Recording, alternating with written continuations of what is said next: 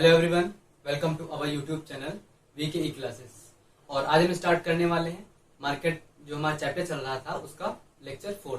इसमें हम क्या देखने वाले हैं, ओलिगोपोली। इससे पहले हमने डिस्कस कर लिया perfect and imperfect market, discuss किया था। अभी हम डिस्कस कर रहे हैं पार्ट सेकेंड, किस चीज का, इम्परफेक्ट कॉम्पिटिशन का। फर्स्ट पार्ट हमारा था मोनोपोलिस्टिक और इसमें हम देखने वाले हैं ओलिगोपोली। तो सबसे पहले देखते हैं ओलिगोपोली। तो ओलिगोपोली इसका मतलब क्या होता है, पहले ये देखते हैं।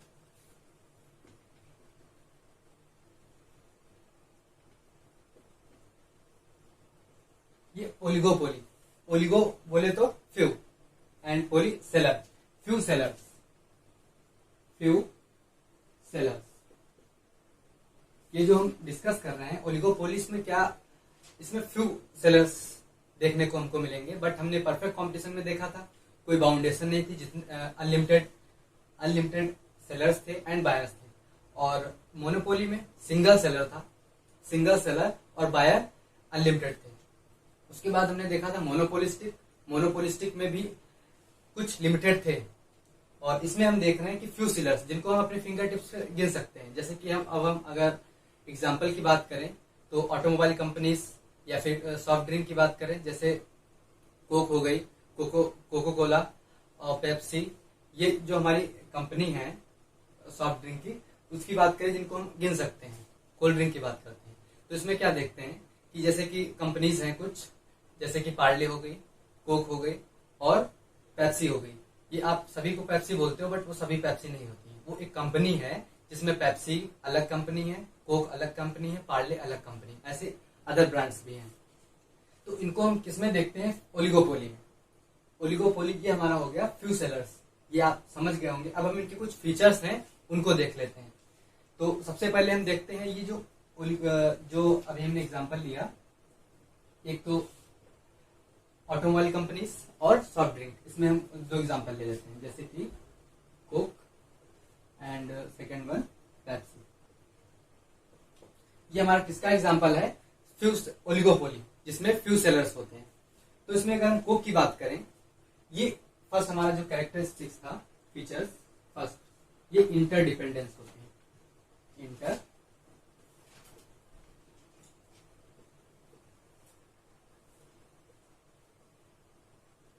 तो इसमें हमको क्या देखने को मिलता है, इंटरडिपेंडेंस कैसे होते हैं ये हम बताते हैं। जैसे कि मान लीजिए ये एक दूसरे के अल्टरनेटिव है। अगर कोई बंदा ये नहीं पीना चाह रहा है तो ये पी सकता है, अगर ये नहीं पीना चाह रहा है तो इसको यूज कर सकता है। तो इसमें हम क्या बात करते हैं कि अगर इंटरडिपेंडेंट कैसे, अगर मान के चलिए ये भी 20 रुपीज में एक कैन मिलती है, इसकी भी 20 रुपीज में। अगर मान लीजिए अभी कोक ने प्राइस इंक्रीज कर दिया 5 रुपीज से, तो यहाँ पे 25 हो गया।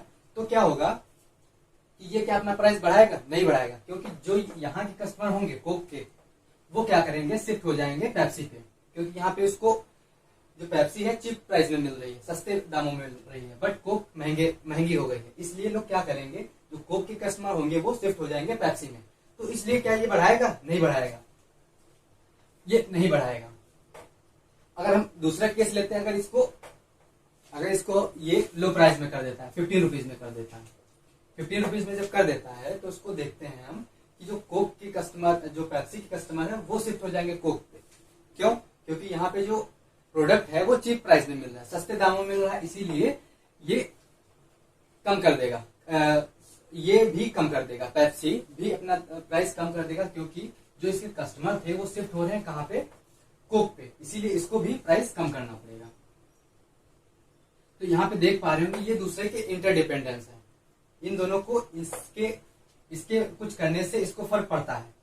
अगर ये कुछ करता है तो इसको फर्क पड़ेगा, अगर ये कुछ ज्यादा ये कम करता है तो इसको फर्क पड़ेगा। तो इसीलिए ये अपना तालमेल बना के रखते हैं। तो इसीलिए इंटरडिपेंडेंस बोला जाता है कि ये एक दूसरे के इंटरडिपेंडेंस है। मतलब बोले तो ये किसी ना किसी तरीके से जुड़े हुए हैं। अगर इन दोनों को किसी ना किसी तरीके से फर्क पड़ता है एक दूसरे से, तो इसी को हम बोलेंगे इंटरडिपेंडेंस। अब हम एग्जांपल लेते हैं दूसरा, importance of advertising and selling cost. हमारा सेकेंड पॉइंट है importance of advertising and selling cost. अगर हम ओलिगोपोली मार्केट में बात करें, जो जहां फ्यू सेलर्स होते हैं जिनको फिंगर टिप्स पे, जैसे कि हमने एग्जांपल दिया सॉफ्ट ड्रिंक, ऑटोमोबाइल कंपनीज, जो कि फ्यू सेलर्स में काउंट की जाती हैं, जैसे कि सॉफ्ट ड्रिंक का एग्जांपल भी हमें मिलता है। तो ये हमारा पॉइंट सेकंड है, importance of advertising and selling cost. इसमें क्या होता है, ओलिगोपोली में प्राइस वॉर नहीं होते। जो कंपटीशन होते हैं एक दूसरे मार्केट के बीच में, वो जैसे कि कोक, पेप्सी, इनके बीच प्राइस वॉर नहीं होते, बल्कि क्या होता है, ये कॉम्पिटिट करते हैं एक दूसरे को किस बेस पे, एडवर्टाइजिंग के बेस पे। जैसे कि हम यहाँ पे देख पा रहे होंगे, जो हमारा 15 रुपीज प्राइस है, एक्चुअली इतना प्राइस नहीं होता कैन का, वो प्राइस काफी कम होता है। इसकी manufacturing cost about 1 to 2 rupees होती है। बट यहाँ पे इतना 15 रुपीज, 20 रुपीज, 25 रुपीज, जो कि आजकल बहुत महंगी होती जा रही है।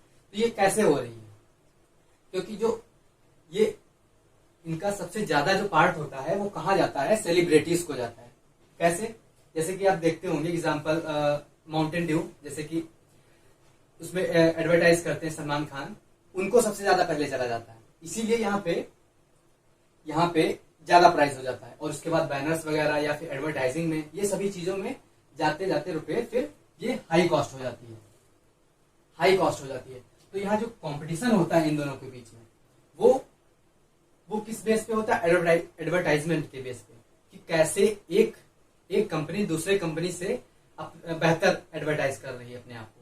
तो वैसे यहाँ पे देख पा रहे होंगे कि जो एडवर्टाइजिंग पे बेस पे जो अपने आप को बढ़ावा देते हैं, वो एडवर्टाइजमेंट के बेस पे देते हैं। जैसे कि मैंने भी एग्जांपल भी दिया। फिर हम देखते हैं सेलिंग कॉस्ट। अगर हम बात करें सेलिंग कॉस्ट पे, कैसे, अगर इनको कोई ऑफर देना होता है, अगर ये प्राइस को कम करते हैं तो ऑफर के बेस पे कम करते हैं। और ये जो कंपनीज हैं, ये जब प्राइस कम करती हैं तो अपने आप को शो करती हैं, एडवर्टाइजमेंट के बेस पर शो करती हैं कि हम अपना प्राइस कम कर रहे हैं, आप ज्यादा से ज्यादा हमारे सर्विस को यूज करिए, ऐसा बोलते हैं। बट सेलिंग कॉस्ट में अगर आप देखते होंगे, अगर ये कभी प्राइस बढ़ाते हैं, ये कंपनीज अगर प्राइस बढ़ाती हैं तो कभी शो नहीं करती हैं, कि हाँ हम अपना प्राइस बढ़ा रहे हैं, ऐसा कभी नहीं शो करती। क्योंकि जब सब ये शो कब करते हैं, जब अपने प्राइस को कम करते हैं, तभी ये शो करते हैं। यही फीचर्स है importance of advertising and selling cost.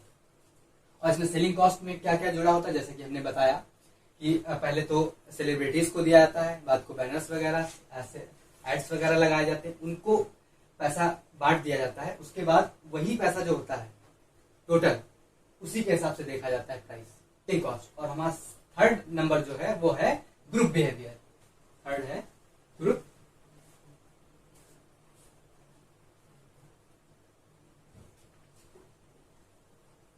ये हमारा ग्रुप बिहेवियर है।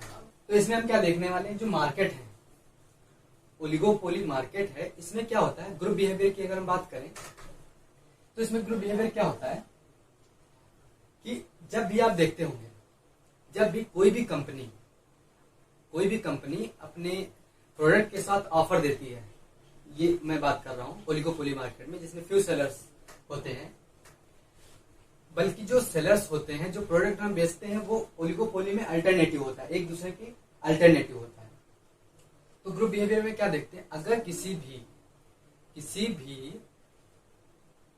किसी भी कंपनी ने अगर अपना प्रोडक्ट का प्राइस बढ़ा दिया तो अपने आप को शो नहीं करता है। अगर एक बढ़ाते हैं तो चुपके से अपने आप बढ़ा देते हैं, किसी को नहीं बताते। लेकिन अगर कम करते हैं तो ऑफर के साथ कम करते हैं, ये इन ग्रुप के साथ बिहेव करते हैं। बट अगर ज्यादा करना होता है प्राइस, तब भी ज्यादा करते हैं, अगर कम करना होता है तब एक साथ कम करते हैं। अगर मान के चलिए इसने कम कर दिया, इसने कम नहीं किया, तो जो कि इसके कस्टमर्स होंगे वो यहाँ शिफ्ट हो जाएंगे, तो इसीलिए एक साथ सभी कम करते हैं और ज्यादा भी एक ही साथ करते हैं।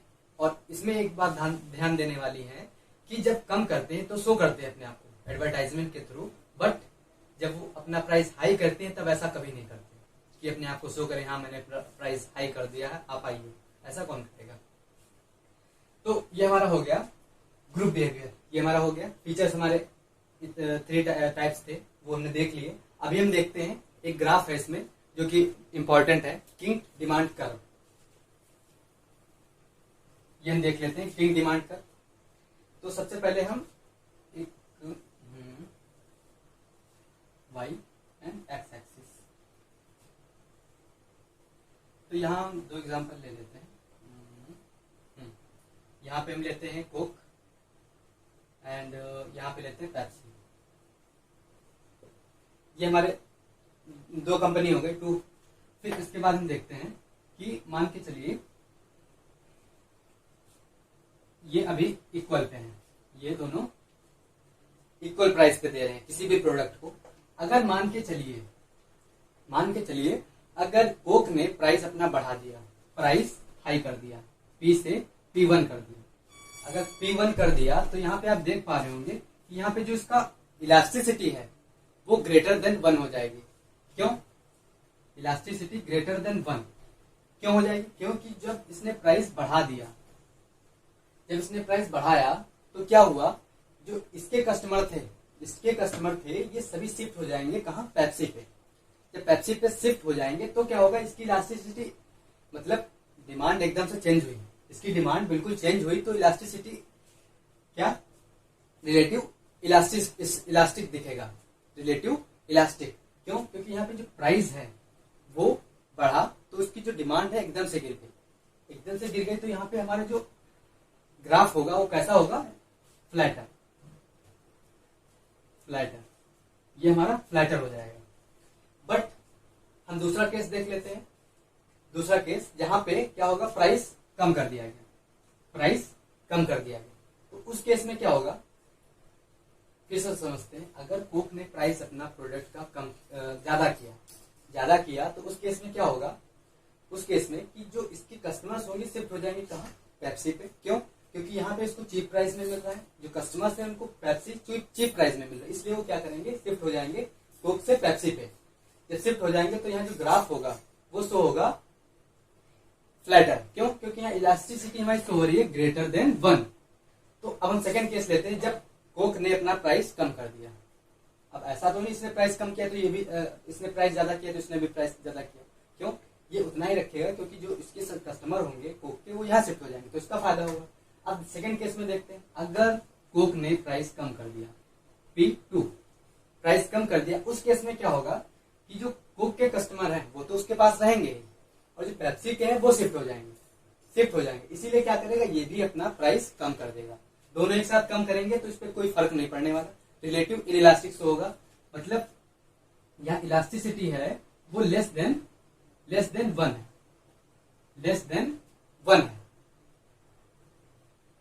इलास्टिसिटी लेस देन 1 है। इस केस में क्या होगा, ये हमारा हो जाएगा स्टीपर।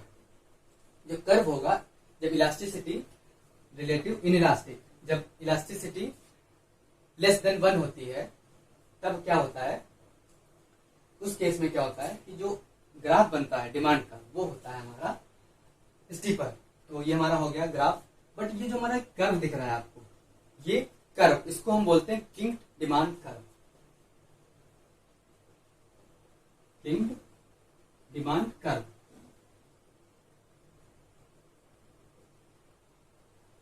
ये जो किंग डिमांड कर्व है वो किसने दिया था, किसने इंट्रोड्यूस किया था? पॉल सुइजी।